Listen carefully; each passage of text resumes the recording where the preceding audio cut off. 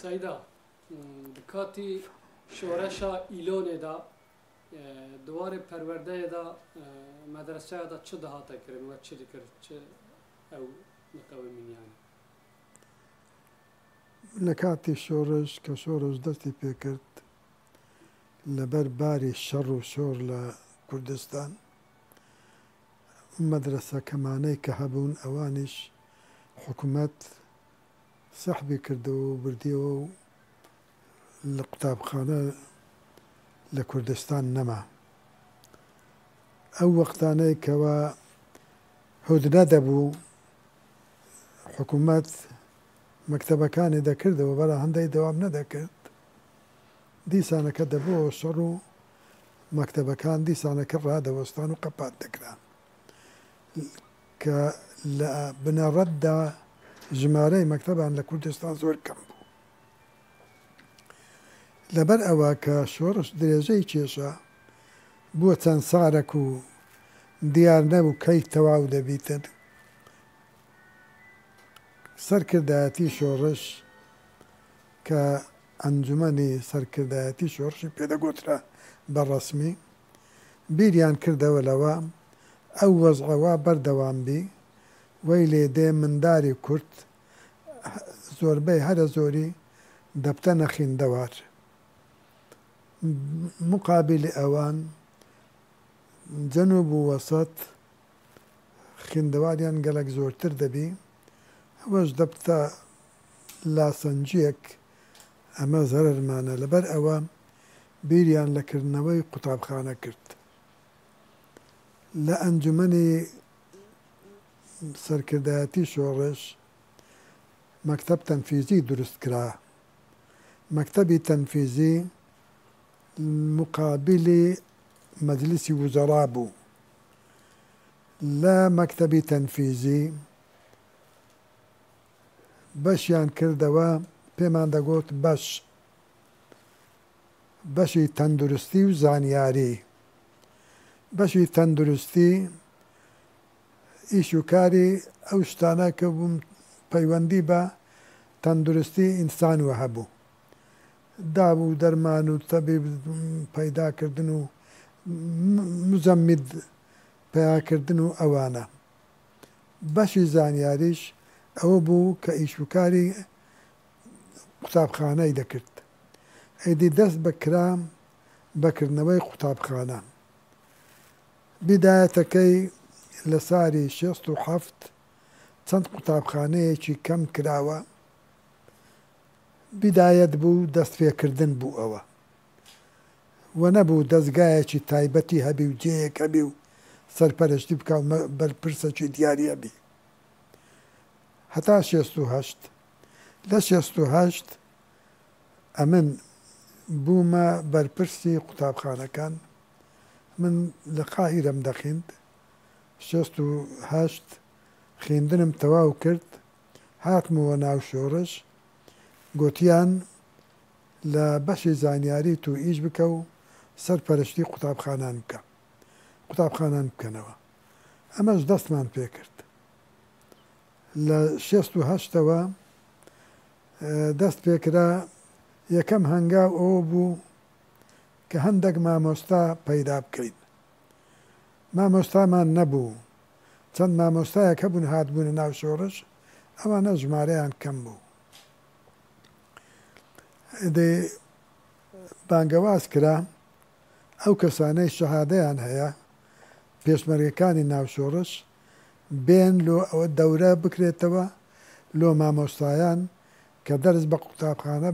بە قوتابیان برێن لە قوتابخانەکانی شۆڕش چەند دەورەکمان کردەوە دەورەی 2 هەفتە و 3 هەفتە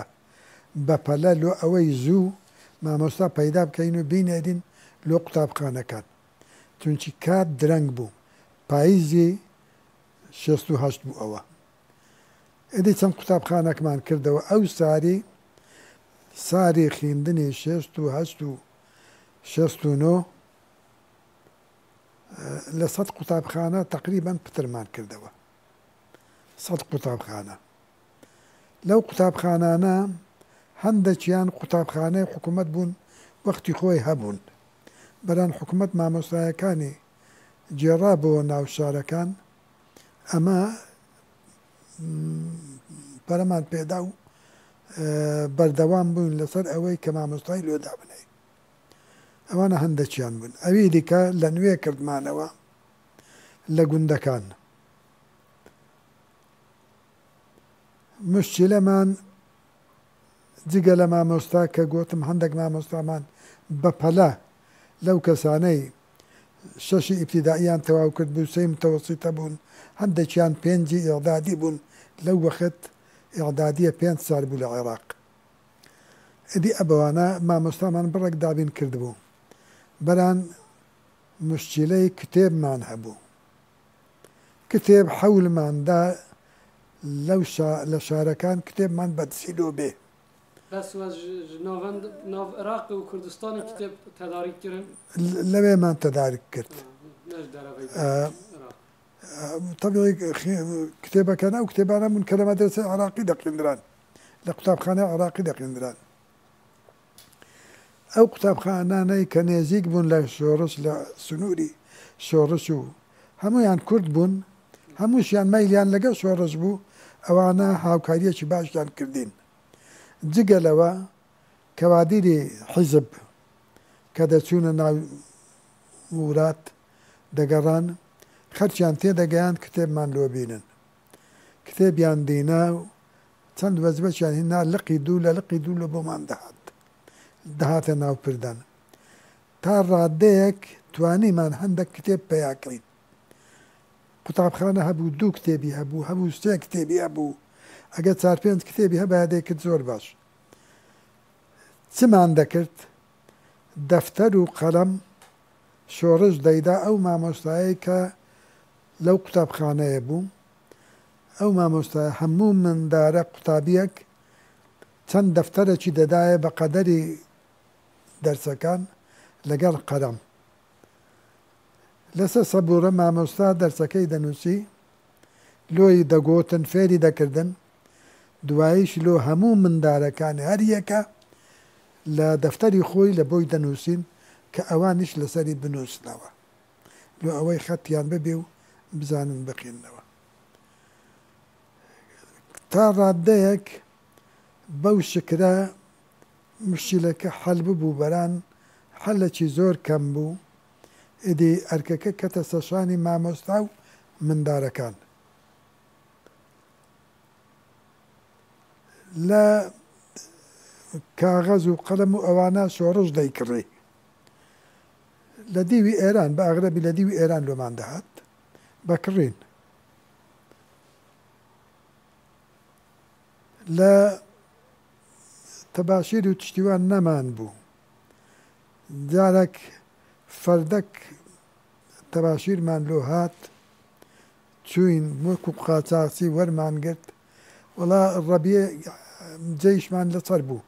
کە تورمبێلەکە هات و لۆ هیناین فەردەکمان تەباشیر کڕی بە 50 دینار 50 دیناری ئەو وەخت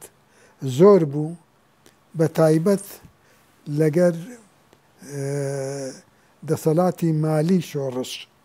شۆڕش دەستی کورت بوو بەو شکرە تەباشیر و تشتمان پەیدا دەکرد مەصرفên پەروەردەهی قوتابخانە ji aliyê maliya şoreşê ve dihata dayî هەموویە hemû an didat yani cihên ciyawaz yarmetî nedat yani bu yani خەلکی تر یارمەتیەکە ئەوە بوو کتێبیان لۆدینان ئەگە ئیمکانیان بە تشتی تر مساعدەیان دەکردین یارمەتیان دەداین ئەمما دەفتەر و قەلەم و ئەو تشتانە شۆڕش دەیکڕی بەکڕین ئەگەر قەلەم و دەفتەر سەهل بوو بەران مەسەلەی تەباشیر و کتێب و ئەوانە مشکلە بوو زەحمەت بووە بەو شکرە ئەو سارمان ڕابارد گۆتم هەتا 100 قوتابخانەکمان کردەوە 68 ساری خوێندنی 68 یعنی کە لە مانجی 5 کۆتایی دێ مانجی 5 کۆتایی دێ ئەو قوتابخانانەیمە لە هەموو کوردستان بەراو بوو لە مەنتیقەی زاخۆوە بگرە هەمان بوو چەند قوتابخانەمان هەبوو لە منتیقەی زاخۆ و دۆک و ئامێدی و ئەوانە و هەتا دەگەیشتە خانەقین منتیقەی کەرکووک و سولەیمانی و لە هەموو جێیەکان ئەو جێی کە لەبەر دەستی شۆڕش بوو قوتابخانەمان لێکرد بووە نەک لە هەموو گوند نە ئەو گوندەی کە پێمان وەبوو قەرەبارغی پتر تێدایە و پێویستی پترە جبلي كتبخانة حكوميين إن دولة العراق يعني وجنوب جي كتبخانة شكرن يا أم بيجن دمالادا يا المدرسة يا المزقفة ودرس تكر شاوات شو أما مدرسة كتبخانة اللي نبو أو گوندانەی قوتابخانەی حکوومەتی لێبوو لە قوتابخانەی حکوومەت دەخیندرا بەران ئەوە کەم بوو ئەوی دێ خانێ لە خانێ بەکرێ دەگیرە ئەگەر گوندەکیش بیان توانی باە خانیەکمان بە بەلاش بدنێ ئەوەش هەبوو ئەو نەوە ئیشە بەو جۆرە ساری خوێندنی 1969مان تەواو کرد لە ساری 69 لۆ ساری دوایی کە دێ هەفتایە لە زوو بڕیارماندا دەورە بکەینەوە لۆ ئەو کەسانەی خوێندەوارن کە بێن بخێن و فێرە ئوسلوبی دەرز گۆتنەوە ببن دەورەی سێ مانگ لە هاوینی 69 یەکەم دەورەمان کردەوە لە حوزێران پێم وایە دەستی پێکرد لە ئابیش کۆتایی هات 3 مانگ ئەو دەورەیە بوو لە پاشان دەورەکی دیکەمان کردەوە لە 18 شباتی هەفتا کۆتایی هات معنەوێ لە مانگی 11 دەستمان پێکرد بوو لە مانگی 11 دەستمان پێکرد بوو لەو بەینە کار ئامادەییمان دەکرد لۆ ئەوەی تشتی دیکە پەیدا بکەین قوتابخانان بکەینەوە حملەکمان دەست پێکرد لۆ بینایی قوتابخانە دەچوینە گوندەکان بە خەڵکەکەمان دەگۆ وەرن ئەنگۆ یارمەتیمان بدەن خانەکە دروستکەن ئەمەش دەرگا و پەنجەرە و تشتی دی ئەوی بە پارە پێویست بی ئەمە لە بۆتان دابین دەکەین چەند قوتابخانەیەکیمان بەو شکرە دروست کرد مامۆستایت وە يعني بتەواهی مێر بوون یا ژنجی ناوەوەندە هەبوون يعني دوسێ مامۆستامان هەبوو ئافرەت بوون ژن بوون دوسێ مامۆستا بوون بەران ئەو مامۆستایانە بوون کە ئەسڵەن مامۆستا بوون هاتبوونە ناو شۆڕش نەچوونەوە هەندێک لەو مامۆستایانەمان هەبوو قوتابخانەکانمان کوڕ و کچی تێدا بوو کوڕ و کچ پێکەوە دەیانکەین ئەگەرچی لە هەندێک جێ هەندێک کەسنیان دەهێشت کچەکانیان بێن لەگەر کوڕان بخێنن ئەوەشمان هەبوو دوسە حالەت ئەمما ئەویدی خەڵکەکە کچی خۆشی دەنات کچ و کوڕ پێکەوەیان دەخین منداڵن و مشکلە نەبوو پەروەردە سەرەتایی ئەم بێن پۆڵایەکی حتا پێنجا بوو یا پشتی وێژێ هەبوو ئەم بێژن لە ئەو قوتابخانە ئەو گوندانەی کەوا قوتابخانەی نەبوو بە تەبیعەتی خۆی لە یەک دەستی پێدەکرد یەکی سەرەتایی ئەوی کە قوتابخانەی حکوومەتی لێبوو وەقتی خۆی و چۆل کرابوو لە هەتا ئاخیر سەف کە هەبوو لەوێ دەستمان پێدەکرد هەمان بوو سەفی شەش لۆ ساری ئەخیری سەفی شەشمان پێیا بوو تەسیرەکە مەدرسە پەروەردەیە لەسەر ئەوێ چاوە باندۆر کرد یانی سەر شۆرەشێ دناوە خەلکێداوە پەروەردا کووە دەدا قوتابخانەی کووەڤەکردن تەسیران ڕۆڵان لە شۆرەشێ بوت یا نەبوت یانی ئەوە دناوە خەلکێدا مەقسوودت ئەوەیە کاریگەری هەبیتن لەسەر شۆڕش چۆن یعنی چۆن تەسیر کرد باش پرسیارەکە لۆ من ئەرامەنیە پەروەردەیت کتوبخانەی کوتوە ناو خەلکێ ڤەکردن سەر شۆرەشە تەسیرەکە باش کرد یا نەینی کرد بێگومان تەسیرێکی زۆر چاکی هەبوو زۆر چاکە. تەسیرێکی زۆر چاکی هەبوو چونکە ئەمە جگە لەوەی کە قوتابخانەمان دەکردەوە لۆ منداران ئێوارانیش کولی جەیەکی کە قوتابخانەی لێبوو یان بنکەیەکی پێشمەرگەی لێبوو نەخیندەواریمان دەکردەوە. قوتابخانەی نەخیندەواری ئەوانی پیاوی گەورە بوون بە عومر بوون دەهاتن لەوێن دەرێکە ئێواران دەیان خوێند لە جێی بارگای پێشمەرگە ئەو جیانەی کە قوتابخانەی لێبوو لەو جێیانە خەلکی گەورە دەهاتن ئێواران مامۆستایەکانی سبەینان دەرسیان بە مندار دەگۆ ئێواران دەرسیان بە گەورەکان دەگۆ کە پێی دەگۆتران نەهێشتنی نەخیندەواری یعنی لۆ ئەوەی کە کەس نەمینێ نەخینێ ئەوە دەورەکی زۆری هەبوو زۆرمان ئەوە هەبوو ژمارەیان پتر بوو لە قوتابخانە ژمارەیان پتر بوو هەتا هەفتە بەیانی 11 ئازاریدا ئەمە لەگە حکوومەت ڕێککەتین ئێدی حاجەت نەما ئەوە بی قوتابخانەی مەشوەکی حکوومەت ڕسمی کووە بەعینی شکر دەگوزەرا و ئیشی پێدەکرا بەڵام ئەوەش بێ مشکلە نەبوو لەگە حکوومەت تووشی مشکلە بووین هەتا بڕیارماندا ئللا دەبی قوتابخانەکە وەربگیرێت ئەوجا ئەوە پێشی ئەوەی کە قوتابخانە بە ئەوە تەواو کەم هەتا هەفتە لە ساڵی 69 کە گۆتم دەورەمان کردەوە سێمانجی دەورەی سێمانجیمان کردەوە لەو مامۆستایان لە 100 مامۆستا پتر هاتە دەورە ئەو 100 مامۆستایەمان دابەش کرد بەسە هەموو منتیقەی کوردستان قوتابخانەکان ئەمە لە ساری هەفتە کە لێبووینەوە ساری دراسی تەواو بوو 201 قوتابخانەی سەرەتاییمان هەبوو بتمامی حتی 11 ئادارێ 201 قوتابخانەی سەرەتایی لەگەر قوتابخانەی متەوەسیتە لەگەرارە مامۆستایان ji devrê we tewaw kirdin piştî 11 ئازارê حکوومەتا Iraqê ew wek mamosta qebîl kirin qebîl nekirin yani ev îşê xwe dewam ئەوە پێشی کە مفاوەزات دەستی پێکرد لە هەفتە حکوومەت لۆ ئەوەی نیشانی شۆڕش بدا کە نیەتی پاکە دەیەوێ ڕێککەوی بەڕاستی هەرستا لوجنەی نادا هەموو محافزەکان ئەو جێی لەبەردەستی شۆڕش بوو هاتنە کنەبە چوونا دهۆک ناو شارنا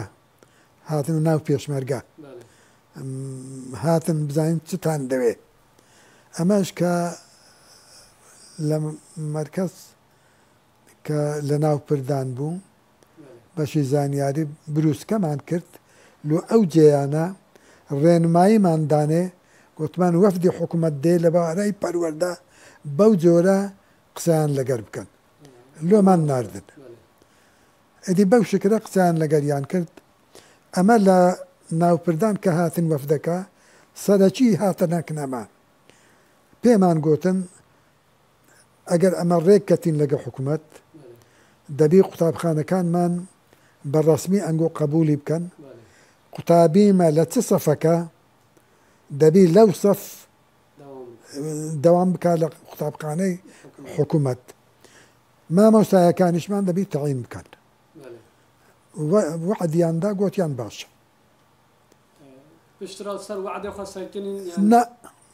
نەکرد ئیدی بەیانی 11 ئازاری بەسەر داهات ئەمە ویستمان مەوزوعی قوتابخانە و قوتابی و ئەوانە زوو چارەی بکەین جگە لەوەش کە عەهدێکی تر پەیدا بووە پێویستە پەرە بە قوتابخانە بدرێ ئەمە دەعوامان کرد لە حکوومەت هەر لە بیدایەتی ساری هەفتە پاشی بەیانی 11 ئازار بە مانگە کوتشتەچووە دەعوامان لە حکوومەت کرد بێ دیڕاسەک بکەین قوتابخانەمان چەند پێویستە لۆمان بکرێتەوە پێداویستی ئەو قوتابخانانەیە ئەی تشمان ئەوانەشمان دۆ دابین بکەن زوو حکوومەت هەر تەعجیلی کرد و دوای خست ئاخیری بەسەراحەت پێیان گوتین لوجنەی سەلام هەبوو لوجنەت شؤون شمال بوو بەران مەشهور بوو بە لوجنەت سەلام مەسئولەکەی لوجنەت سەلام زۆر کابرایەکی خراپ بوو لەگەڵەمە بە ئەندامەکانی مەی گۆت بوو ئەمە ممکن نییە نە ئاعتراف بە خوێندنەکەتان دەکەین نە ئاعترافیش بە مامۆستایانتان دەکەین و تەعینیشیان داکەین تەعینیشیان ناکەین ئەوە چەندی حەولماندا ئاخیری ئەندامانی مەلە لە جنەی سەلام بە منیان گۆ چونکی ئەمن مەسئولی ئەو ئیشە بووم بە منیان گۆ هەڕوو برێ سەرکردایەتی حکوومەت نە مامۆستایەکانمان تەعین دەکا نە ئاعترافیش بە قوتابخانەکان دەکا حکوومەتە عێراق بۆ سەرکردایەتیە کووردا گوت ئەوانیش بە منیان گۆ کە ئەمن لەگە سەرکردایەتی خۆمان لەگە مەکتەبی سیاسی و بارەگای بارزانانی ئەو مەوزوعە باس بکەم حکوومەت عێراقی بۆ وا گوت حکوومەتی عێراقی بە مەسئولەکانی مەیان گوت نایکەین نەک مباشر بە مەکتەبی سیاسی و بارەگای بارزانانی وا ڕێککەت ئەمە کۆبوونەوەکمان هەبوو لەگەر بارزانانی نەمر پاشی قسە و تشتی و هالا من ئەو مەوزوعەم لەگەری باس کرد لەگەر مەلا مستەفای مەلا مستەفا لە منی پرسی کورد 100,000 کەسێک دەبی منش نەمزانین لۆ لە من دەپرسی گوتم ئەرێ وەڵا ئەوەندە هەر دەبین و گوتی باش 1 دینار ڕەت دەکەینەوە دەکا 100,000 دینار قوتابخانەی خۆمان پێ بەڕێوە دەبای بە حکوومەت نیکە منیش وەکو ئەوە لەفکرم نەبی ئەوە مەلا مستەفایە قسەی لەگەر دەکەن زۆر بە توندی گوتم وەڵڵاهی وە ناکەین وتم وە ناکەین ئەدی دەستم بە قسە کردووی چەند هەزاری خۆم گوت ئەمە لە شۆڕش بووین بە بەردی سپی لە باتی تەباشیر دەمان نووسی و بە دەفتەری واو ئەو مەشاکلانەی خۆمانم پێگۆ قبولمان بوو توکە شۆڕشە بەڵام ئێستامە لەگە حکوومەت ڕێککەتینە وارداتی حکوومەتی عێراقی نەفتی کووردە دەغرودانی کووردە لۆ ئەوان لە قوتابخانەی باش بخین و بە ئیسراحەت و ئەمە سەروەکی جاران بین قەت شتی وا ناکەین گوتیم باشە دەرێچە مەلا مستەفا زۆر تەجاوب بوو زۆریشی حەز دەکرد لەوە کە شتی حەقیقەتی پێ بگۆترێ و ڕاستی پێ بگۆترێ گوتم ڕای من ئەوەیە تو کاغەزێک بنووسە لۆ برادەرانی خۆمان لە لوجنەی سەلام برێ دەبێ حکوومەت مامۆستایەکانیش تەعین بکە و قوتابخانەکانیش وەربگری و قوتابیەکانیش لە سەفی خۆیان دامندرێ گوتی ئیدریسی بڕۆ بنووسە ئیدریس کاغەزێکی نووسی و دایانە من و ئەمنیش چوون بردمدامە مەسیلی خۆمان لە لوجنەی سەلام ئیدی لەگەر ینی باس کرد بوو واش ڕێککەوت لەو چەند ڕۆژە مشکلێک پەیدا بوو من ئێستا لەفکرم نەمایە بەران وەزیرەکانیمە هەر هەموویان بە تووڕێی هاتنەوە سەرەوە حکوومەت زۆر تەنگاو بوو زۆر ترسی لێ نیشت عەزیز شەریف هەبوو نازەم ناوتان بیستیە یان نا عەزیز شەریفی نات بە تەیارە هات لە مەسیف گەیشتە برادرانی خۆمان دوایی چوو ناکن مەلا مستەفا بڵای کارەبا بێ مامۆستام داوام بکەن